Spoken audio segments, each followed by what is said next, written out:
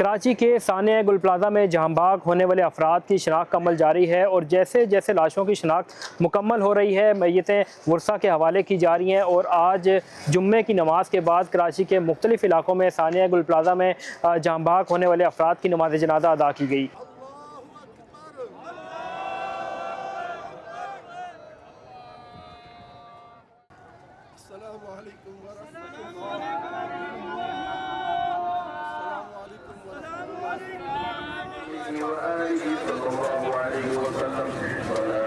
लिहाजा ये अभी क्या कर सकते हैं, हम तो बस टूट गए, जवाब ही नहीं है बोलने के लिए। बस ये हमारा भाई ने तो नेकी वाला काम किया, 3 दफ़ा बंदों को निकाला। जो लेडीज़ ने देखा ना, उसने देखा जब बाहर थोड़ा रोशनी में, बोला बेटा मेरे 2 बच्चे नहीं हैं, तो बोला आंटी आप इधर खड़े रहो, टेंशन नहीं लो, मैं जा रहा हूँ, इंशाल्लाह वो भी ले आऊँगा। वो जब गया तो फिर वो बाद में नहीं आया। धुआं जब हमारी तरफ आया तो हम लोगों ने दुकान खुली छोड़ी है, हमारी वही डिस्प्ले लगा हुआ था दुकान का, और हम लोग एकदम भागे हैं।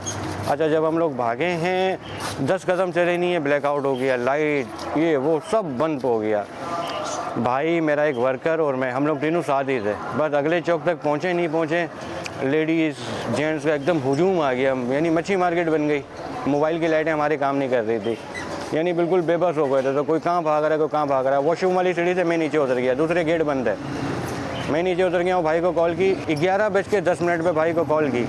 भाई को मैंने बोला भाई कहाँ है, तो बोला यार मैं बेहोश हो रहा हूँ, मुझे नहीं समझ आ रहा मैं कहाँ हूँ। ठीक है भाई, मैं उसको देखने रिटर्न किया, पुलिस ने मुझे रोका भी, मगर अभी जाहिर सी बात है भाई है।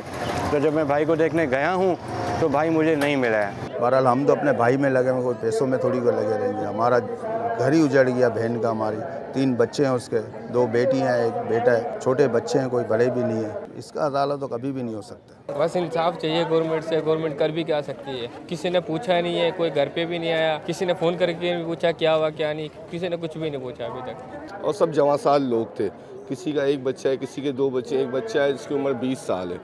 कई अरमान, कई चीज़ें, बहुत सारे मामलात दिल में होंगे।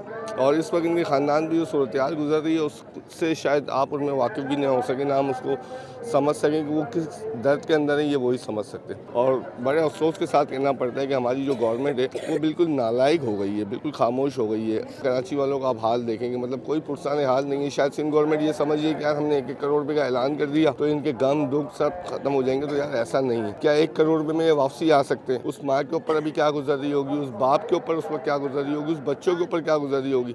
जो छोटे छोटे बच्चे जो कह रहे हैं कि बाबा बोल के कहते हैं कि बेटा मैं रात को आऊँगा, आपको चीज़ दिलाऊंगा या आपको घुमाने लेके आऊँगा, तो मतलब बड़ी अफसोसनाक सूरत हाल है।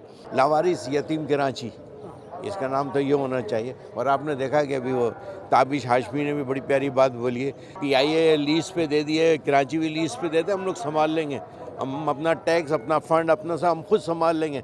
ये रियासत जो माँ जैसी माँ का प्यार किधर गया? इन बच्चों के लिए नहीं है प्यार, माँ शहर के लिए नहीं है। हम तो अपने टैक्स दे रहे हैं, हर चीज़ पे टैक्स दे रहे हैं, किस चीज़ पे टैक्स नहीं दे रहे हैं यार? हमारा कसूर क्या है? कसूर बताएं। पाकिस्तान बनाना कसूर है, वो अपनी जो 22 लाख लाशें दफनाई हैं वो कसूर है, पाकिस्तान बनाने का ख्वाब देखा वो कसूर है। कसूर क्या? कसूर तो बताएं हमारा। कोई तामुन तो नहीं। गवर्नर साहब भी आए थे मेरे यहाँ, तो उनसे ज़रा ये वो मुझे वो हुआ था कि DC ऑफिस से कॉल आई, मुझे बोला सारे लवाजमात वगैरह जमा करवाओ। और जब मैंने जमा करवाया तो समझे कि 2 दिन बाद फिर मेरे को रिपोर्ट मिली। मगर सर 12 दिन बाद मेरा भाई मुझे मिला है, लापता भाई मुझे 12 दिन बाद मिला है। शौदाओं के अल्लाह ताला जो लवाकिन है, अल्लाह उनको सब्र अता फरमाए, और हम सब उनके दुख में साथ हैं। जब भी हो, जब भी है, इंशाअल्लाह ताला देखे प्लानिंग भी हो रही है। पहली को भी देखा आपने, वो शार फैसल के ऊपर हो रहा है, तो ये एक शऊर आ रहा है लोगों के अंदर। यार हम लावारिस यतीम, टैक्स देने वाला मुल्क, 70% रेवेन्यू जनरेट करने वाला, पूरे मुल्क को चलाने वाला मुल्क, उसके बच्चे यतीम, लावारिस, उनकी माओं की इज़्ज़तें महफूज नहीं, बहनों की इज़्ज़तें महफूज नहीं, हमारे बच्चे महफूज नहीं, हमारे बच्चों का मुस्तकबिल महफूज नहीं है। गवर्नमेंट से ये अपील है कि आइंदा ऐसा ना हो, किसी का घर ना उजड़े। पैसे से कुछ नहीं होता, घर उजड़ गया, पैसा क्या करेगा? उसकी जान होती तो पैसा ही पैसा था। गरीबी हालत से जैसे भी रह रहे थे, शुक्र था। आज घर उजड़ गया, हम घर को कैसे संभालेंगे?